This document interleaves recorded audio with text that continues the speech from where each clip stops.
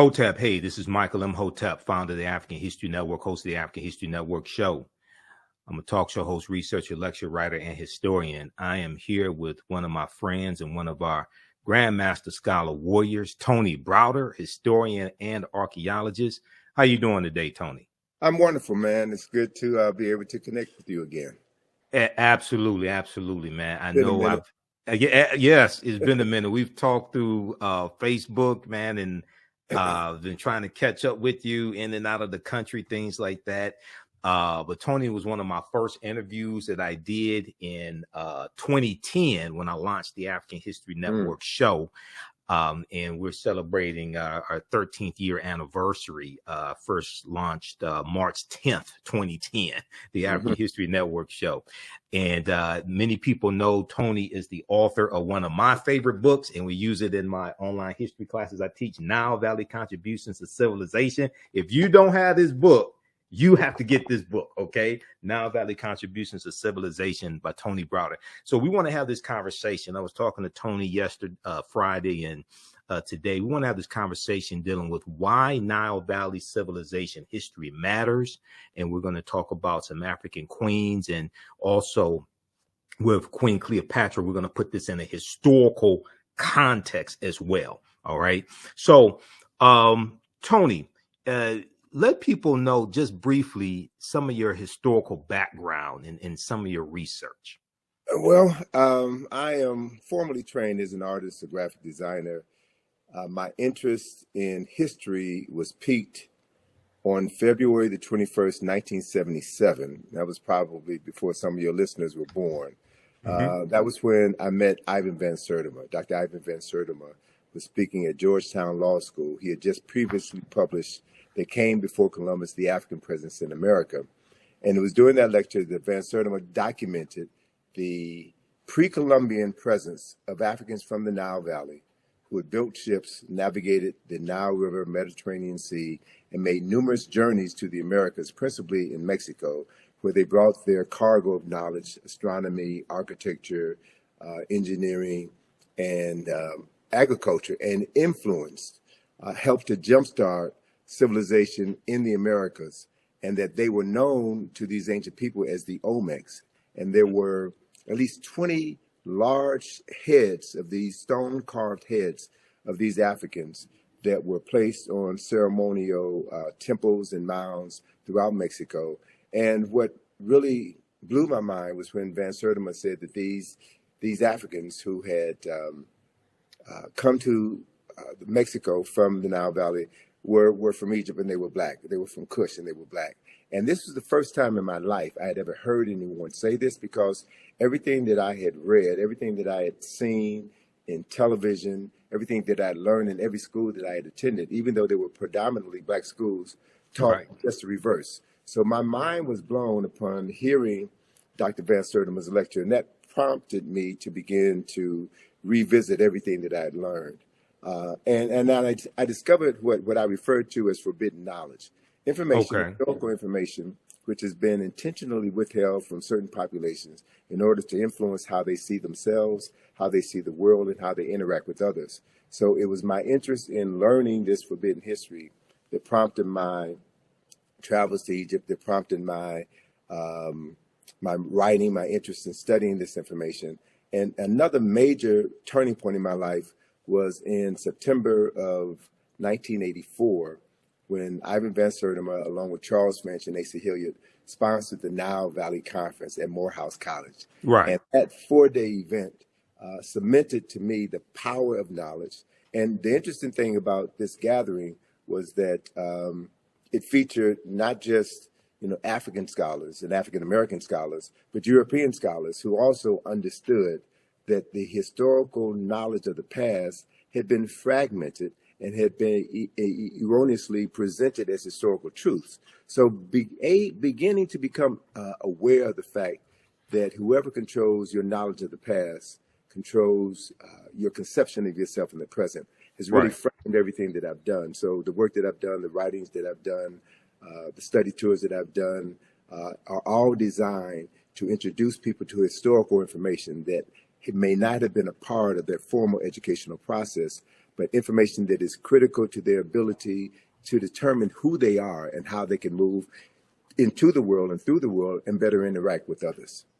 Okay, excellent, excellent. Now, in just a point of note, because people are asking, so today is Sunday, April 23rd, 2023. We are live right now. So people are asking that. And you set the tone for this conversation, Tony, because I got to ask you a question about the Olmecs as well. Okay. Because you just mentioned the Olmecs, right? And I teach about this in my class. And in Dr. David Imhotep's book, The First Americans Were Africans, Documented Evidence, he talks about the Olmec, Mandinka, Egyptian or ancient Kemetic connection. Okay. I want to have you explain that in just a minute. And then also, okay, CS, thanks for your support. If you want to support the African History Network, visit our website, theafricanhistorynetwork.com, theafricanhistorynetwork.com. Also, you all can support us through Cash App, $ the AHN Show through Cash App, and PayPal, paypal.me/the AHN Show. And when you do it through YouTube, they take a third of it, just so people know, because they're trying to support through YouTube. Okay. Also, give your website, Tony, and let people know how they can support your work. And then I'm going to have you answer that question about the Olmecs.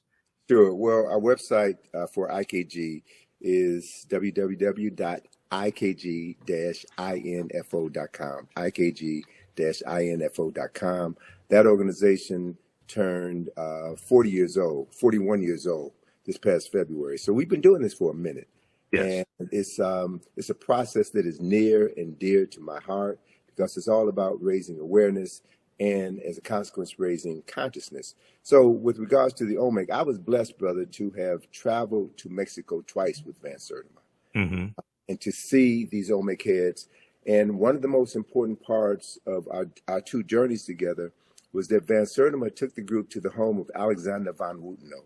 Yes. Von Wutenow was a former German diplomat who left the German diplomatic corps as Hitler rose in power and demanded that every diplomat swear their allegiance to the Nazi party. So he resigned rather than do that and settled in Mexico City and became a historian of note.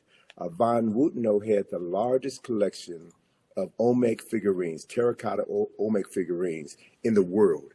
And he literally took us through his house, took us through his museum and showed us these pieces and explained who the Olmecs were. Now, what's significant, to put this in historical context, that we've got these heads, and Van Sertima was not the first scholar to write about the pre-Columbian African presence in America.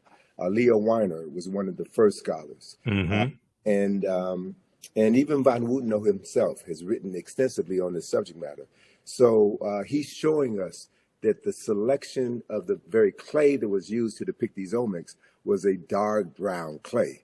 And they had access to various colors clay. So he very skillfully and intelligently showed us the difference between the Olmec people and the Toltec people or the Mayan people based on the type of clay that was used to represent these people. So color was an important aspect of his presentation. Another important aspect, man, is that the year, I'm blanking on the year, but the year that we met him was the year that the Berlin Wall had failed. Von Wutenow now had an opportunity to go back to Germany because his family were very wealthy and landowners. And so he had a prescribed period of time to go back to Germany and reclaim the land of his forefathers that was appropriated during the Nazi regime. So when we came back to Mexico the following year, we met with Von Wutenow again, and he told us some phenomenal stories about his trip back home to Germany, where he had not been for over 40 years. And his colleagues, some of his colleagues who were Egyptologists, and shared with us that they had evidence of additional Kushite kings, specifically of the 25th dynasty, who are not a part of the historical record, right? So to be able to be in the presence of people who have access to firsthand documentation and can see beyond the veil and add more depth and clarity to a history that has been marginalized was significant to me, was critically important to me. And to be able to travel with Van Sertima, a highly respected scholar, who was instrumental in transforming the lives of hundreds of thousands of people throughout the United States and around the world, was also critically important to me. But one other factor that hurt me to my heart was to learn that Van Sertima was denied tenure at Rutgers University because he had written They Came Before Columbus, the African Presence in America. Matter of fact, Van Sertima told me that writing that book was the end of his academic career. And what that says, Wow. what it speaks to, is that there are organizations, institutions, and very powerful people at play who want to make sure that certain information never becomes a part of school curricula. Certain information is intentionally withheld because it will affect the consciousness of tens of thousands and maybe even millions of people around the world. So this is no joke. This is no game. This is something that I take very seriously. Yes, and you do. One of the things that Van Sertima taught me that I hold on to is that one should never say anything in public that you can't validate with at least 4 sources. So it's not about just popping off. Yes. Just because The mouth poppers. The mouth poppers. No, it's about being serious, and it's about understanding that this is not a sprint. This is a marathon. And that we have to be able to transform the consciousness of tens of millions of people who have been denied the right to read, to write, to reason, and to articulate what they know. Right. So it's about participating in an ancestral tradition that we are bound to be heartfully engaged in for the benefit of all the people who never had the opportunity to do what we're doing right now. So I take this very seriously, and I don't believe in getting caught in the fray. I'm looking at the long game. This is a marathon, not a sprint. And it's about shaping the world that our children's children are going to inhabit. I also want to share with you, if you don't mind, man. Go ahead. We talked briefly about this concept of agnotology. Yes. Agnotology. And there's a book by that name that was published several years ago. And the definition of agnotology will sound familiar to some of your listeners who are familiar with what you do. Okay. Agnotology is described as the study of culturally induced ignorance or doubt, particularly the publication or dissemination via the media of inaccurate or misleading scientific data and the creation of institutions to promote disinformation. All right. Okay. So it's spelled agnotology. Agnotology.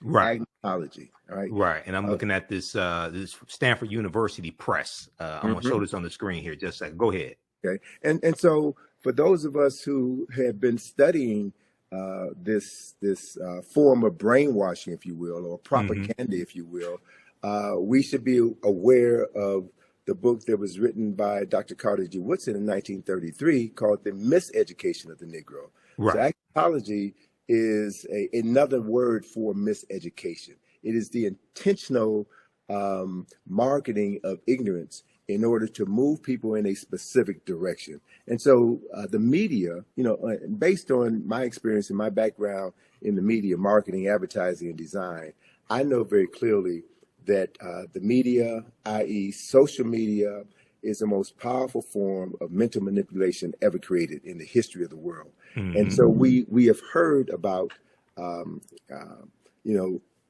Russians planting disinformation on social media in order to stir up animus in the United States during previous presidential elections. Correct. So folk who understand the power of misinformation and the power of being an unseen hand in the internet, in cyberspace. You don't know where these messages are coming from. People have a tendency to be, a large segment of the population is addicted to this information. They're addicted to information that excites them and moves them to emote as opposed to moving them to think and process what they're doing. And so it's so critically important at this particular point in time in history, Michael, that we understand how we're being manipulated by information, and how critical it is that as we move through the next presidential election cycle, right, and what happens after that, how we will continue to be manipulated. Emotional buttons will be pushed. And as they're pushed, people will think less. They'll talk more and think less, and engage in activities that will be detrimental to the well-being of society as a whole. So it's important to choose our arguments carefully and to have your talking points down pat, and to know that those talking points are grounded in history, Yes. not mythology, not anger, not racism, but documented facts that can be substantiated. So when two people have a discussion, you bring your facts. And anyone who is a serious student of history knows that nobody knows everything. Correct. That as more information is being uncovered, it changes our perception of what we thought we knew. So it's very difficult to win an argument when you're talking with a fool. It's very difficult to win an argument when you're talking with someone who already has their mind made up. There's a saying, my mind is already made up, so don't confuse me with the truth. Mm-hmm. So we've seen here in this country, brother, within the last 7 years, how misinformation and disinformation have divided this country to the point where we may literally be standing on the verge of a civil war. Right. Where any sense of normalcy and respect between two parties with opposing views has gone out the window. So to watch what's happening right now in Congress is an indicator of what's happening all over the world. It's not just here in the United States, it's happening all over the world. So it's like we're in a fight for the soul, not just of America, as certain politicians say. We're fighting for the soul of our consciousness. We're fighting for the soul of Africa. And I think if you're going to be engaged in that fight, you have to prepare yourself adequately. There is a statement that was made by, I think it was the U.S. Army, in an ad that they did a couple of decades ago. They said that the first battle in any war takes place in the mind. Mm-hmm. And the first casualty of any war is always the truth, right? It's always the truth. So we have to be very clear about what we're talking about so that we can deal with the truth that stands on solid ground, and right, not a truth that liars speak in order to muddy the waters and to move people into a space where they won't be able to distinguish the truth from a half-truth, from an all-out lie. So these are the issues that I think that are so critically important for your listeners to understand.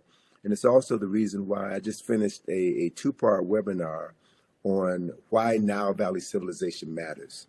Okay. There's certain core information that has to be understood if you're going to engage anyone in any discussion about African history or Nile Valley history. And we've never been given the basic knowledge. So there are many people, unfortunately, who have a very pronounced presence on the web, who read one book and all of a sudden become an expert on something that they know very little about. Correct.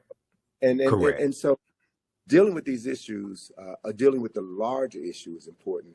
And that's also one of the reasons why we find here in the United States, there is an ongoing effort on the part of certain parties to suppress the teaching of African history, to suppress the teaching of American slavery. So, what's happening in Florida or Virginia or Texas is nothing but an effort on the part of a certain population to control the historical narrative and to perpetuate a point of view which disassociates them from decades of violence and murder and crimes against humanity. So I understand that. I understand why they're doing what they're doing, because of what they have to protect. So my response to that is not to get angry for our former oppressors for saying that they're not going to continue to miseducate us. We have a responsibility and an obligation to educate ourselves. And that's what the Black consciousness movement was about in the 1960s, which led to the Black studies movement, which has opened the door for us to have this level of conversation today. And there has always been pushback. There's always been pushback. And so we have to learn from the lessons of the past, learn how our scholars, our heroes and our sheroes were able to work around these obstacles that were placed in their path in order for them to continue to get the message out and raise multiple generations of people who now have a clearer understanding of what history is and why history is so critically important. Absolutely. And, you talked about dealing with facts. And I have a saying, those that have been following me on the African History Network show, if we disagree, let's disagree based upon the facts and the evidence, not the fact that you don't want to deal with the evidence. Okay. Mm-hmm. Number one. Number two, you talk about marketing. So many people know my degree is in business administration with a major in marketing from Wayne State University. The foundation of marketing is psychology. So this is why a lot of this information I understand better than many people because of my training and having a background in sales and marketing, et cetera. You mentioned the Olmecs a few minutes ago. I want to hit on this and have you expound on it and then talk some more about Nile Valley civilization and why this history is so important. So many people are familiar with Dr. David Imhotep, who wrote the book, The First Americans Were Africans, Documented Evidence. He's a friend of mine. I've interviewed him probably 14 times here on the African History Network show. And on page, I'm going to pull up this citation here because we discussed this in my classes also. What page is that in this book? He deals with the Olmec. He talks about the Olmec connection and what you just hit on. I want you to expound on this because when we start talking about the African presence dealing with the Olmecs, we get a lot of pushback or people saying, "Oh, you're lying," things of this nature. Okay, so he deals with let's pull this up here. Mandinka Egyptian Olmec connection. Mandinka Egyptian Olmec connection.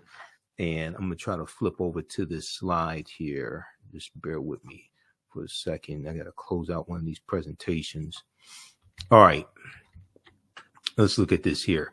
So he says, let's see here. Let's go to current slide. A major ethnic group. And now this is from page 82, I think it is, of the First Americans Were Africans, Documented Evidence. A major ethnic group among the ancient Egyptians were the Manding people, a Niger-Congo homeland in the general vicinity of the Upper Nile Valley is probably as good a hypothesis as any for the origin of the Manding. And let me try to reconnect here. I want to show this slide. Okay, so we'll do this and let's go here. All right, resume slideshow. That's what we need. The proto-Manding migration. The proto-Manding migration had to have taken place during the African Aqualithic period. That was a wet period in Africa that lasted thousands of years at a time when the Sahara was fertile and had river systems and great lakes. All right, now I'm going to try to, okay, so go ahead and talk about, there's some more here I'll get to, but go ahead and talk about the Olmec connection, because when we talk about the Olmecs, you have people who say, oh no, the Olmecs they had nothing to do with Africa or anything like that. Who were the Olmecs and what's the connection between the Olmecs and ancient Kemet? Sure. Well, anytime new ideas are introduced into the academy, there will be those who will reject those new ideas because reputations are built on maintaining certain concepts and ideas. Right. So as a matter of fact, one of the foremost Mesoamerican scholars was Michael Coe of Yale University. Mm-hmm. And he railed against Ivan Van Sertima and his publication, They Came Before Columbus, and the Olmecs, the fact that the Olmecs were African. It was Michael Coe who said, and there you go. I was going to ask you if you had any images of an Olmec head. This is perfect. Yeah. It was Michael Coe who stated, and this is someone with a PhD in Mesoamerican history who taught at Yale University. Michael Coe said that the reason why these Olmec statues had broad noses and thick lips is because the people who carved those statues didn't have the tools to make thin noses. I've heard that. All right. So that quote came from Michael Coe. Okay. Spell his last name, please. Spell his last name. C-O-E. C-O-E. Michael Coe. Okay. Yes. And Van Sertima, in describing this particular Olmec head, and this is at Villahermosa. I think it's at Villahermosa. No. Oh, God, it'll come back to me. Okay. But this particular museum is an incredible museum, man. They have one of the largest collection of Olmec heads, and the Mexican architect who designed this museum, I think it is Villahermosa. The Mexican architect who designed this museum also designed the Nubia Museum in Aswan. Okay. Right?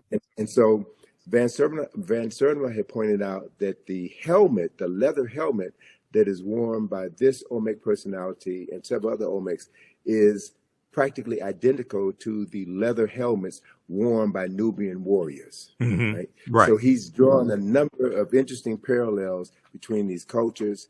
He's got maps in his book that shows the migratory pattern of the Olmecs from the west coast of Africa, who were able to catch currents that brought them over to the Americas. And one of the other points that Van Sertima brought out in many of his lectures that people want to dismiss or not discuss at all is the fact that these Africans who made multiple journeys, also brought back to the Nile Valley certain products. And one of the products that they brought back was cocoa leaves.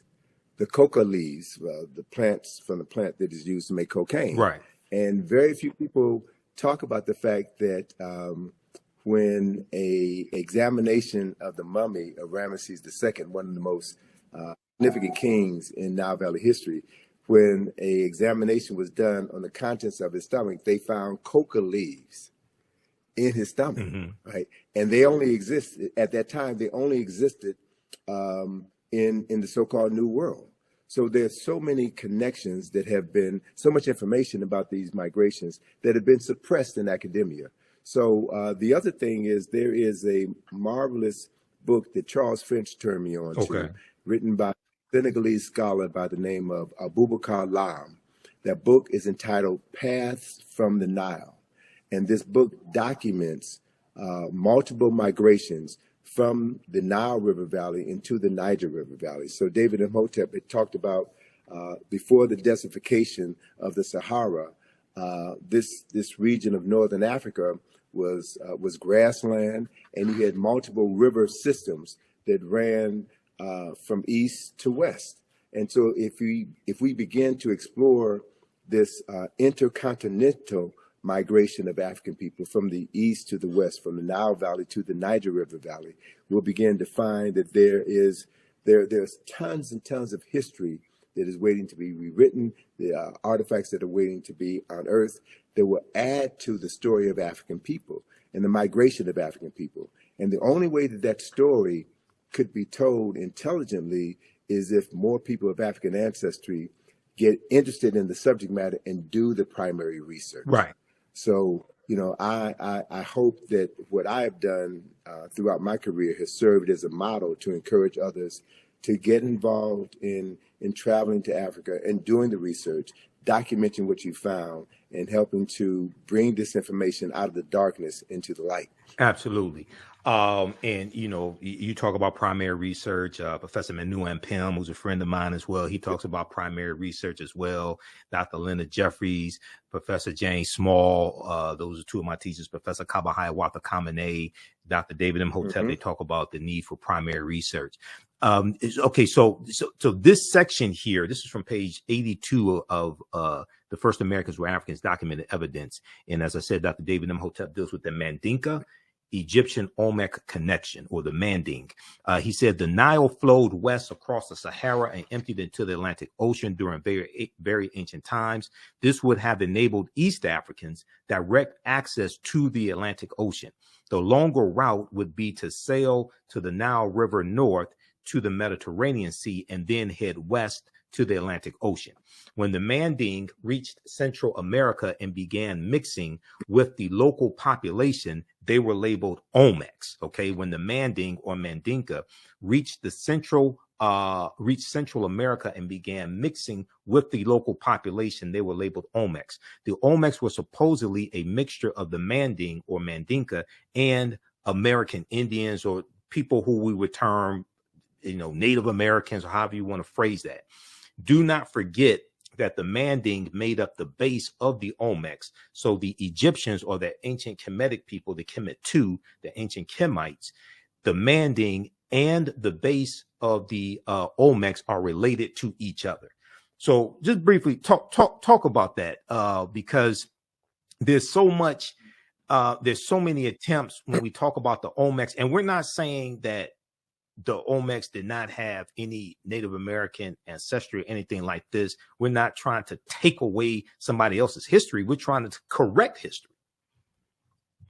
Well, so a couple of things I want to add to that. One clarification I want to make is that the Nile Valley flows from south to north, but within the lower Nile Valley, you had other river systems that flowed from east to west.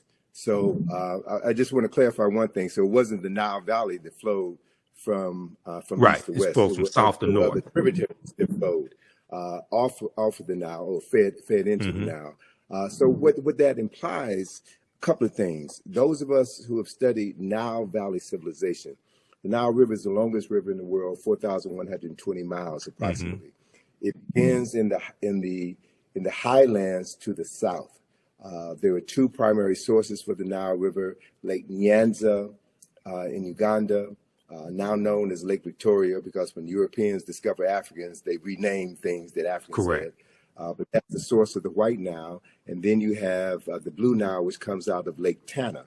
The Blue Nile is the primary source for 90% of the water that flows from Khartoum north into the Mediterranean Sea through Kush and through Kemet. By the time the waters from the White Nile reach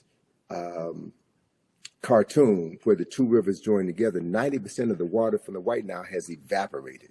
So it's not only the water from Ethiopia, but the silt in the water from Ethiopia that made the Nile Valley, the lower Nile Valley, the most fertile land on earth. So Dr. John Henry Clark refers to the Nile Valley as the world's longest and oldest cultural highway. So we know the people, products, resources, in addition to the water, flow from south to north. So when you look at the development of Nile Valley civilization, you'll find that the primary science, the primary mythology, if you will, of Nile Valley civilization came out of the south, came out of the upper Nile Valley. And I'll share this with you, and then I'll go on to finish answering your question. So the primary mythology of Kemet and Kush is associated with Asar, Aset, and Heru, who we know better by their Greek names, Osiris, Isis, and Horus. They're the foundational mythology of Kemet. That story of Asar, Aset, and Heru that was instrumental in the founding of Kemet from the first dynasty on, that story originated in Ethiopia at least 4,000 to 6,000 years earlier, among the people known in southern Ethiopia as the Omoro people. That same story is there. And as it flowed northward down the Nile, it modified over time, right? And became slightly interpreted, but that is a fundamental story. So you also had situations where as Africans migrated from south to the north, they also migrated from the east to the west. So there was this flow, this intergenerational transference of knowledge and technology over time and space from the east coast of Africa to the west coast of Africa. And much of that information is now really beginning to come out. And what it does, the coming of this information will shatter all of the myths about West Africa. And there are scholars now in Ghana, Senegal, Nigeria, Cameroon, and Mali, who are now talking about their ancestral migrations from the Nile River Valley into the Niger River Valley. So we're living in an age of incredible discoveries where new information is going to be coming forward. So as part of that migration of Africans from West Africa into the Americas, what we're talking about is the further transference of African knowledge and African technology. So those who have a vested interest in maintaining the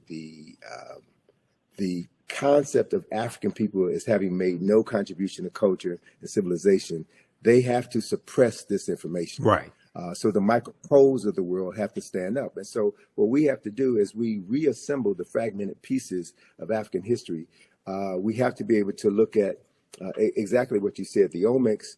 And Van Sertima talked about the fact that the Olmecs, the remains, the physical remains of Olmecs were found in many of the royal tombs in Mexico, and that they comprise, I think he said, about 12% of that population. So what we're looking at is an influx of Africans with advanced technology coming into a society and helping to jumpstart civilization in that society. And you also had other people coming from other areas into that same society as well. So as Van Wooteno and others have pointed out, there are other people from other parts of the world who made contributions to the culture that was established by the Olmecs. So as we now look back on approximately over 2,000 years of world history, we're trying to sift through all of this to get to the real story, right? And so the main point is we don't have to say that Africans invented everything in America, that Africans were the indigenous population in America. We don't have all of the evidence at this point in time to stand firmly on the truth to say that, but we can say beyond a shadow of a doubt, based on the archaeological and historical information that we already have at our fingertips, that Africans from the Nile Valley played a pivotal role in helping to jumpstart culture and civilization in the Americas 2,500 years before Christopher Columbus was born. That's a fact. Mm-hmm. And so again, I'm not about just talking smack just to be talking smack. We talk facts. We talk facts based on the documented evidence that we have, and we also understand that not everybody is willing to accept the truth. Right. And so we teach the truth. We teach what we know to those who are ready to receive it. And we have to assume responsibility for doing that and not leave it to our former oppressor to teach our children, our most precious resource, teach our children information that will transform their consciousness. And with that transformation of consciousness, with them seeing themselves as people with a long documented history, as people with lives that matter, they will do what every culturally conscious person does, and that is tap into their ancestral memory. Right. See, that's really what all of this is about, because when we look at the greater arc of human history, we have to acknowledge a fundamental fact that no people on this planet have been as marginalized as people of African ancestry have been on the continent and in the Americas. And part of that marginalization is about the usurpation of the historical memory of those people. And after the end of this process of enslavement, you still have to continue the enslavement of the mind, right? Correct. So whoever controls a person's thinking controls everything that they're able to do in their lifetime and everything that they're able to pass on to the lifetimes that will come after them. So it's a battle for the mind. It's always been a battle for the mind. And so knowing your history, going to sources, and being courageous enough to say, I don't know it all, but I'm learning. As Neely Fuller says, I'm still learning. And as we learn, we get more information, and that information buttresses what we already know, or it provides a new kernel of truth that allows us to explore another field of study that expands what we thought we knew. Right. So this is the journey, and this to me is what this process is all about, man. And it's exciting. Yes. It's exciting to be engaged in this process. And it's also important to know that the closer you get to the truth, the more your enemies will try to suppress you. Yes. Right? That's when you know. That's when you know you're going in the right direction. So we can't allow ourselves, and I'm glad you put Dr. Jeffries up there again, because just 2 weeks ago, the powers that be came after his nephew, Hakeem Jeffries. Representative Hakeem That's Jeffries. not an accident. Yep. That's not an accident that is happening now. And they're bringing up issues that came to the fore in, what was that, 2001. 2001. Issues from 20 years ago, they're bringing up. Why? Because Hakeem Jeffries represents this phenomenon that I'm truly beginning to embrace and wrap my mind around. And that is the major reason why people of African ancestry are still here. The reason why we have not been exterminated is because of the power that we carry within us, this genetic memory that has been driving us and allowing certain people within our group to overcome seemingly insurmountable odds. So it's not just us doing this, it's the ancestors working through us. And it's the acknowledgement of the ancestors, which has always been our greatest power, our greatest resource. So whatever others can do to make you feel that to be African is to be ignorant, to be African is to be shameful. Deny your African ancestry means that you deny your ancestors, which means you cut yourself off from your only salvation, right? So there, and unfortunately, brother, there are many of us, many of our people who deny that they're African. Correct. Who deny that African people have ever done anything of any significance, who've bought into the narrative, bought into the lie. Those people will be marginalized by their unwillingness to embrace a larger historical truth. And that's on them. Right. Not everybody is going to get it. Not everybody is capable of understanding what is at play. And that are those people who have always been in opposition to the restoration of the African mind, the restoration of African consciousness, will always fund those people who will undermine this effort. That has always been the case. That's part of what COINTELPRO is Counterintelligence program, yes. Yes, and also the use of government infiltrators to undermine organizations that were working on behalf of the advancement of African people. The Black Panther Party was infiltrated by these people. Anyone who saw Judas and the Black Messiah, right, saw that. And that story hit home to me because I'm from the west side of Chicago. Okay. You know, I know about Fred Hampton and Mark Clark. I was a freshman in college when Fred Hampton and Mark Clark were murdered. Went to school with a young lady who was in the house the night of the murder.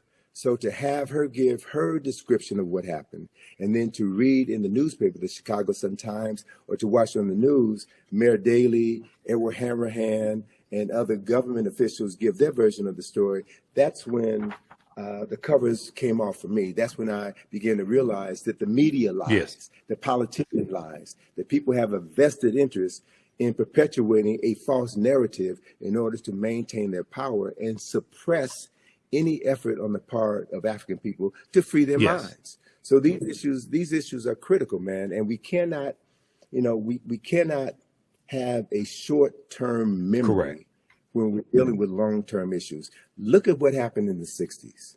Look at the rise of the Black Power movement, the Black Consciousness movement, and the things that the government did to shut that down. The introduction of drugs into our community. Again, I'm from the west side of Chicago, so I can tell you specifically what happened when cocaine was allowed to come into the community unabated. What the film, and this is again the power of the media, what the film Superfly did to destroy conscious Black folk on the west side of Chicago. Right, the original Superfly with Ron O'Neal, the original Superfly. Yes, exactly. Exactly.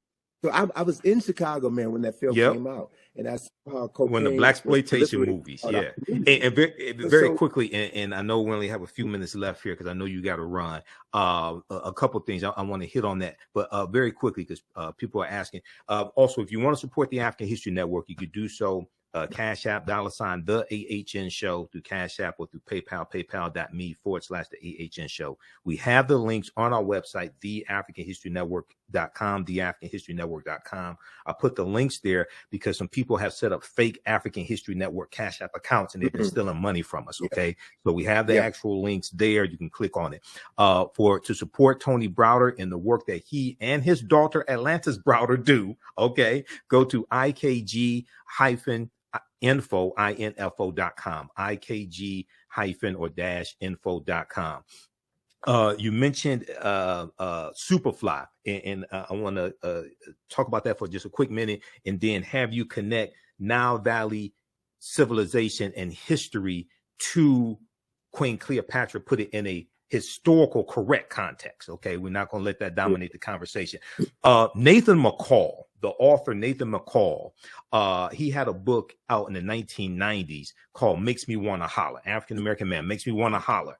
And I read his book, and he talked about how in the 70s the movie Superfly made he and his friends want to sell drugs, to live that type of lifestyle. Okay. And he ended up going to prison. He became a journalist. I think it was either the Washington Post he ended up writing for. Washington Post. Yeah, I read his book, and his book was fantastic. And I had the book on tape, but that deals with the power of the media.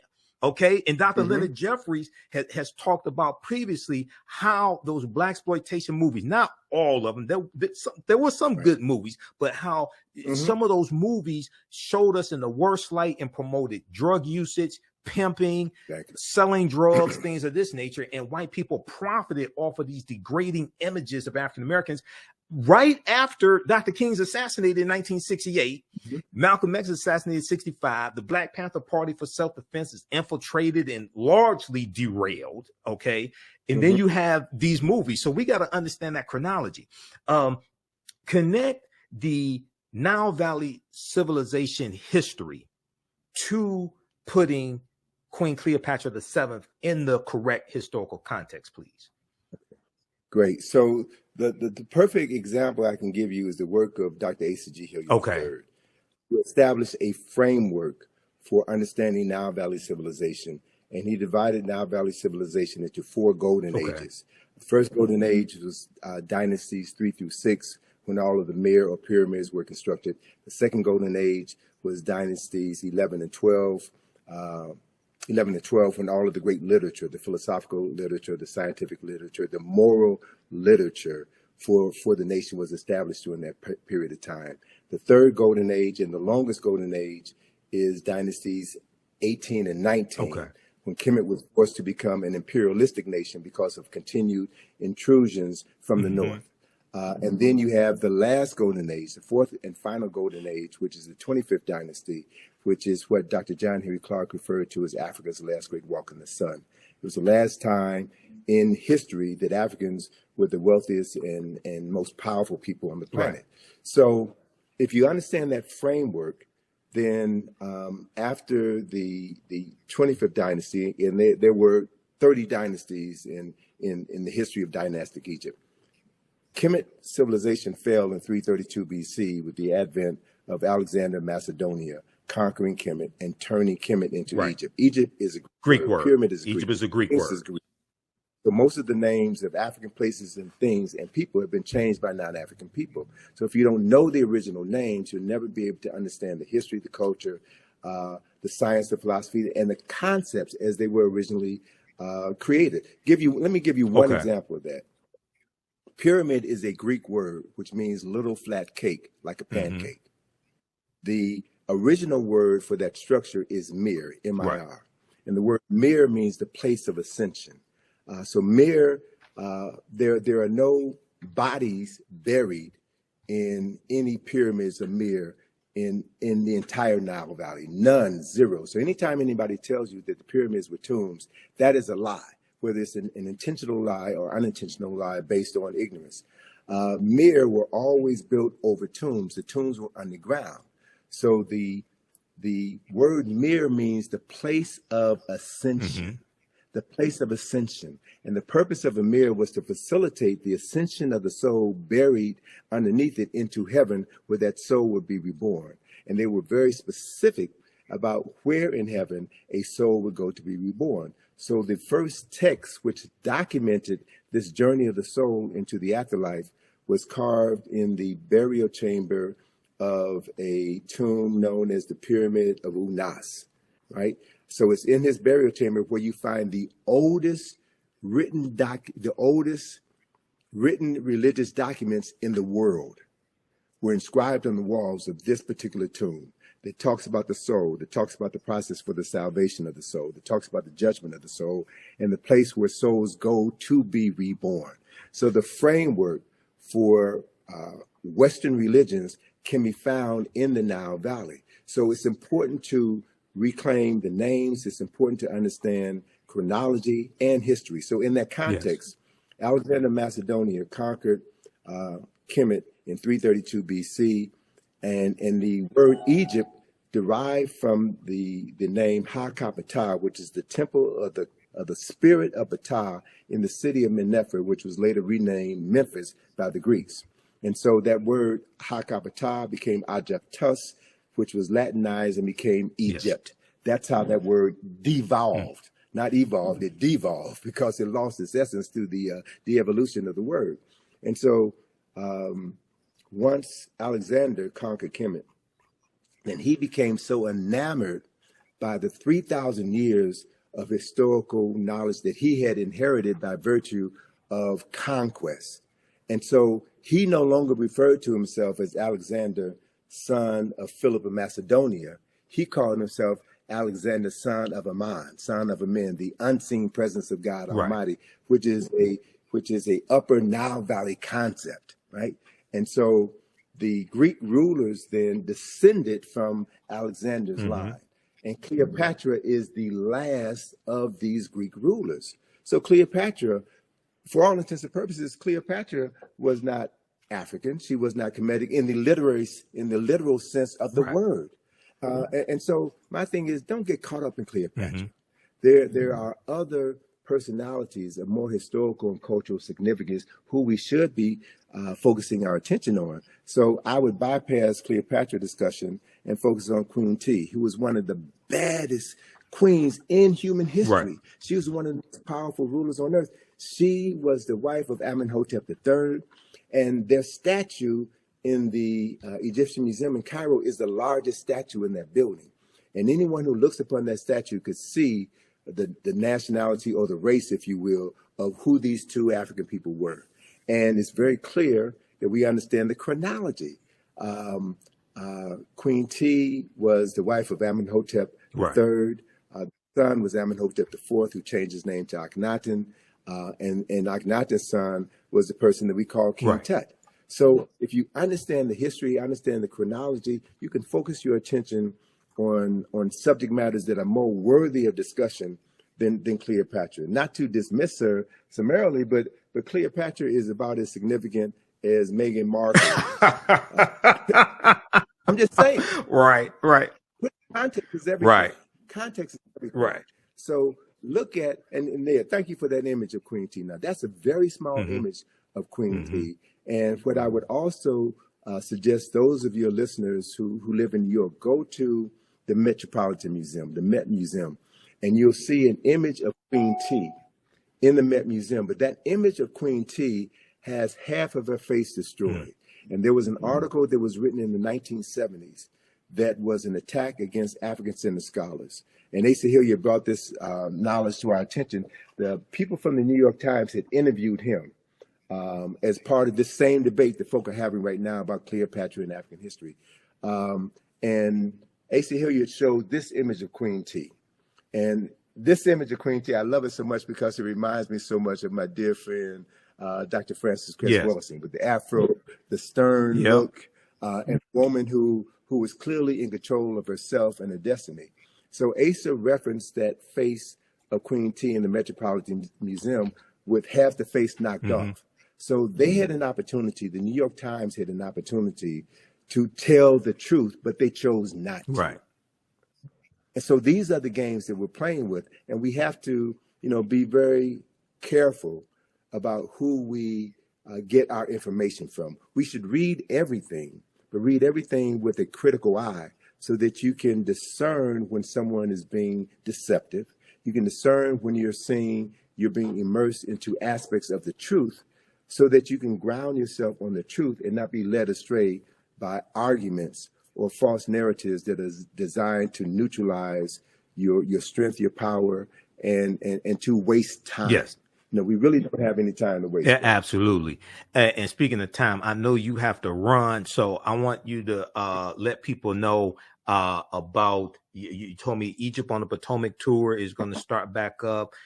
Give people the website, and then family watching. As soon as we finish with Tony, I'll let you know about my online history classes I teach on Saturdays and Sundays, because we have a class today at 3 p.m. Eastern Standard Time. Go ahead, Tony. So through our company, IKG, we have been presenting this information for over 40 years. We've done numerous publications. We have numerous activities. One of our most significant activities is our Egypt on the Potomac field trip, which is something that I created in 1986. So Egypt on the Potomac is designed to show people the Egyptian presence, the Kemetic presence in Washington, D.C. Right. And I've done research. We've been doing this for well over 30 years, and no one has ever challenged me based on the information that we put forward to show that America's founding fathers chose examples from the Nile Valley, from Kush and Kemet, in order to establish the foundation for what has become the capital of the wealthiest, most powerful nation in human history. So that activity has been curtailed for the past 3 years because of COVID. But beginning on May the 6th, we will have our regular 3-hour bus field trip of Washington, D.C., where we will take you through locations, various locations throughout the city, and explain the architectural, the symbolic, and the mythological elements of Nile Valley civilization, which have literally been hidden in plain sight. We connect the dots, and we empower people with the ability to see their history and use that history to transform their consciousness. So anyone can go to our website, ikg-info.com. We also have another project that we're going to be unveiling at the Thurgood Marshall Center, where we're based in D.C. It's the John Henry Clark Enhanced History Project. This project, we have 400 square feet of wall space where we're going to be using information inspired by the work of John Henry Clark to tell the story of people who've been written out of the respectable commentary of human history. And this project is my response to certain historical shortcomings in the National Museum of African American History and Culture, which is a phenomenal structure. The only issue that I have with it is that it begins our history in the basement, and it begins our history with slavery. Right. It doesn't talk about who we were prior to our enslavement. Exactly. So the cornerstone of the John Henry Clark Enhanced History Project is a 25-foot long mural, which illustrates 8,000 years of African excellence and success, an undeniable 8,000 years of African excellence and success, which was undermined by the Ma'afa, the European and Arab enslavement of African people. But we have come through the Ma'afa. We have survived. Yes. And through the work that you're doing, through the work that others are doing, we are doing our best to bring forbidden knowledge into the community that needs the knowledge the most, so that they can transform their consciousness and create a world that is worthy of their children and their children's children's inheriting, based on accessing ancestral knowledge and recreating the genius that we were born with. So that's the process, man. And let me just, in closing, let me just share that my good colleague, Charles French, has a new book coming out next month.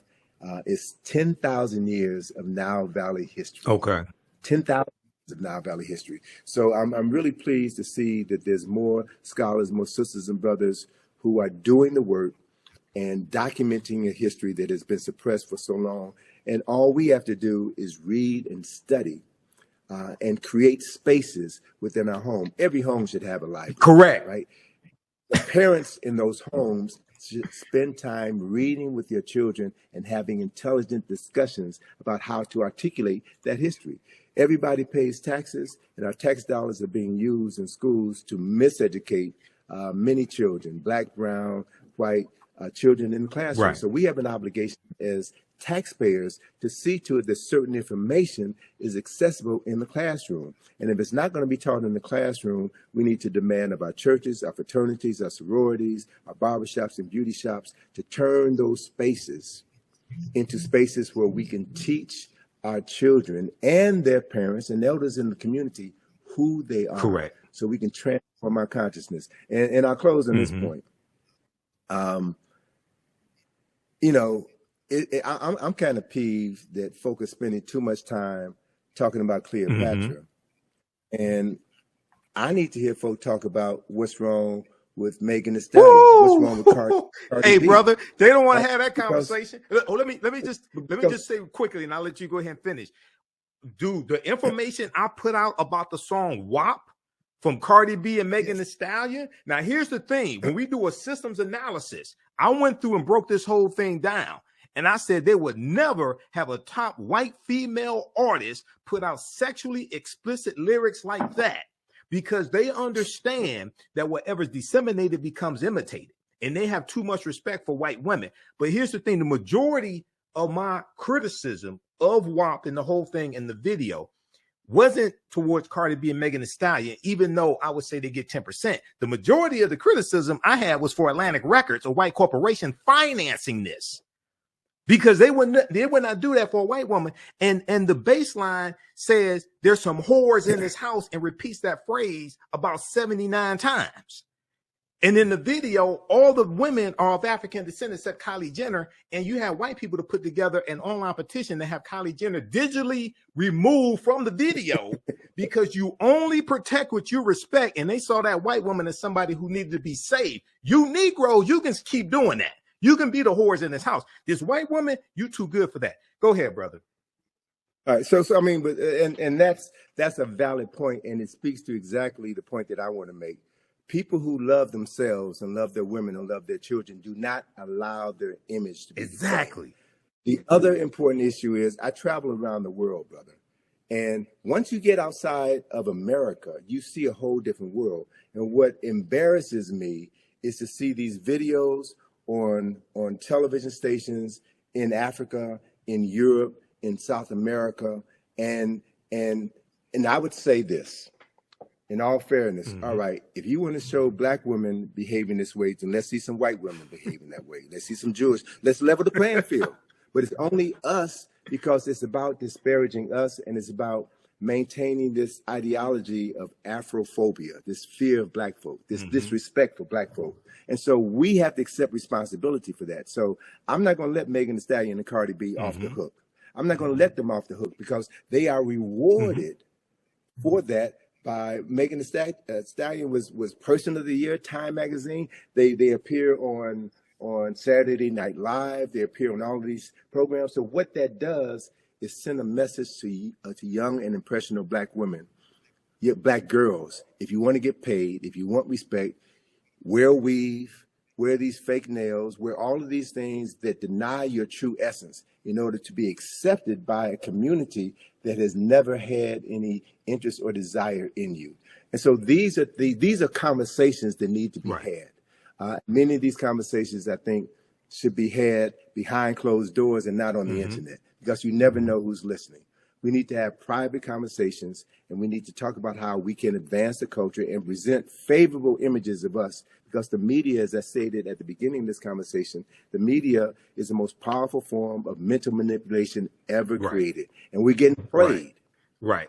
We're getting played. So, I always encourage people to take responsibility for yourself, to think before you speak, and to think about the long-term implications of everything you do. So emotion is all right, but emotion needs to be balanced with intelligence. It needs to be balanced with the ability to articulate what you think and to associate with people who are doing the same thing. The reality is, what I've learned over my 71 years of life here on planet Earth is that this information is not for everybody. You're not going to get everybody. It ain't about everybody. It's about moving and working with those people who are willing to learn, willing to commit themselves to something greater than their own individual and selfish interests.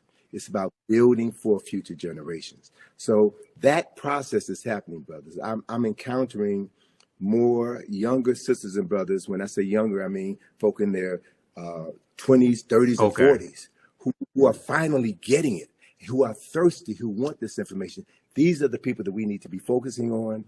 We need to help frame the historical understanding of topics so that they don't get sidetracked by these games, by these traps that are set up just to waste their time. Right. But stay focused like a laser, do the work, love yourself, right? And demonstrate that love and how you interact with other people who look like you, and build something tangible together that is going to outlive you, something tangible that can be passed on to future generations. And if you can do that, man, if you can do that throughout your lifetime, then we can say that the day will come when our ancestors will return and have bodies to use that will allow them to create heaven on earth once again. Yes.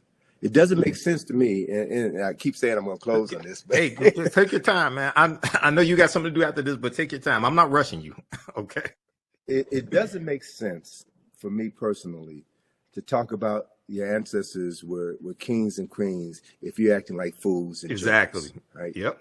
And the other reality is that less than 0.1% of any nation's rulers were kings and queens. The vast majority of people were ministers and prime ministers, were scholars, were researchers, were scientists, were astronomers, were physicians, were healers, were masons, were architects and engineers. They are the people who made the nation. Right. The king or queen was just a figurehead. Right. So I want to redirect the conversation. I want to redirect the focus on something that is practical. It's just like saying, you want to be president of the United States. Anybody with any sense knows the president of the United States does not run the United States, right? And so it's the people who comprise this country who make this country what it is.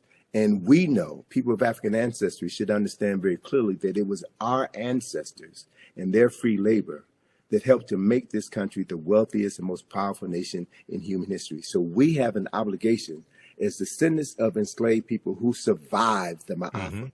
We have an obligation and a responsibility to use the resources that we have access here in this country to educate ourselves, right? Because what we know shapes the consciousness of African people all around the world. We talked earlier about the Black consciousness movement in the 1960s. And the powers that be saw how the Black Power movement influenced Steve Biko in South Africa. Right. And he replicated a similar movement. It was happening in other parts of Africa as well. So the colonizers had to shut that down. And you shut that down by introducing films that divert our attention and have us praising drug dealers and ungodly behavior. And that then becomes the framework with which we see our future.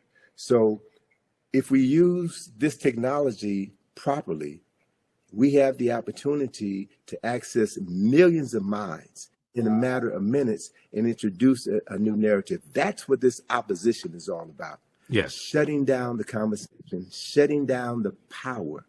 So don't give your power away. You are the most important commodity that you'll ever possess. Free your mind.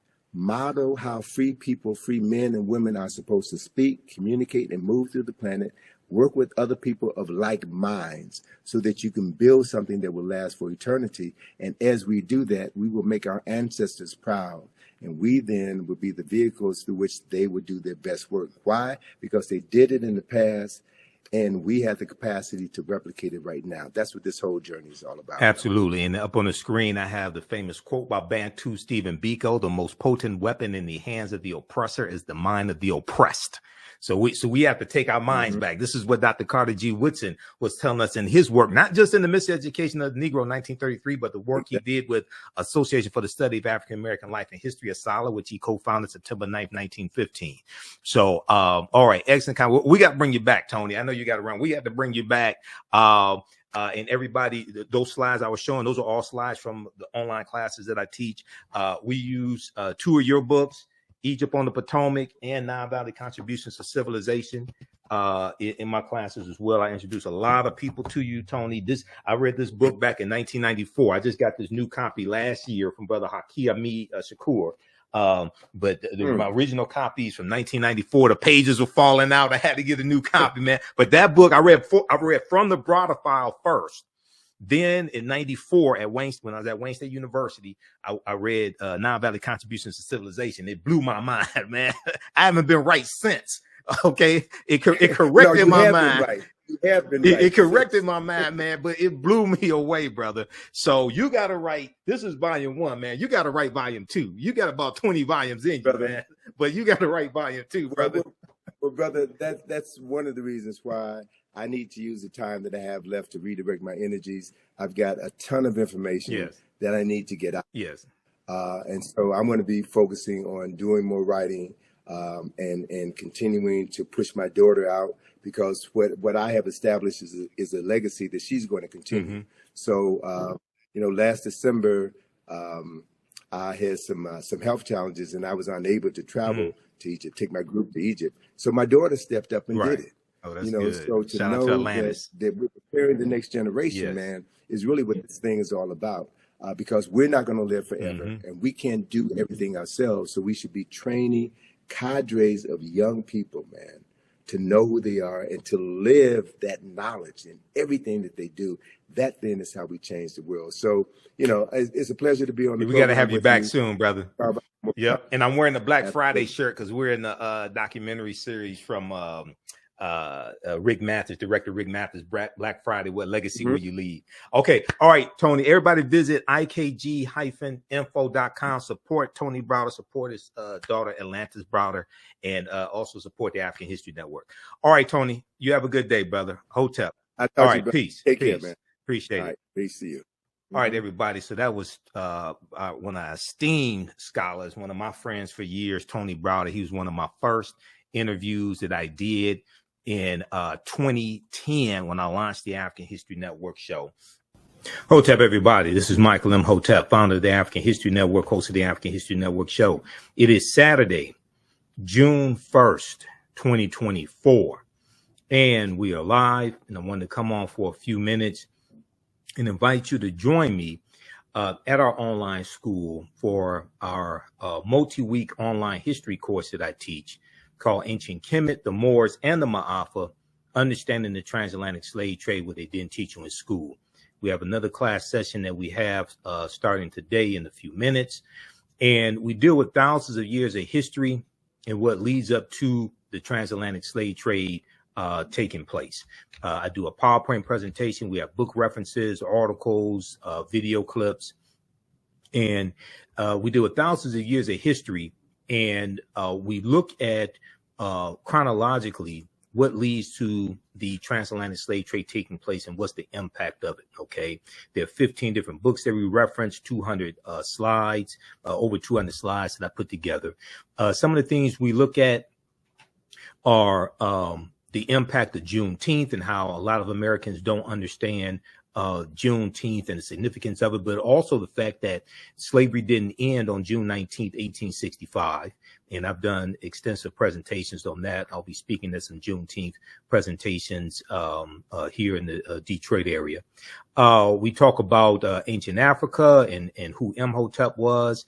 We deal with things like the 1619 Project and what the 1619 Project gets wrong about the African presence in America, because Africans were here in the land we call the United States of America, going back at least 51,700 years ago. These were the Khoisan, and we did not first come to this country conquered and shackled in chains, conquered by Europeans. That's misinformation. Yes, 1619 did happen, but before 1619, there was 1526 in the South Carolina, Georgia area. And that was an attempt by the Spanish to set up a settlement. That attempt failed, but there were about 100 Africans that were taken into that area, and we're going to overthrow our oppressors. Okay. Now, this is 93 years before 1619, Jamestown, Virginia, but this is not talked about a lot. Okay. But there's a good article from the Washington Post. Before 1619, there was 1526, the mystery of the first enslaved Africans and what became the United States. But even before this, even though this history right here is important, okay, don't get me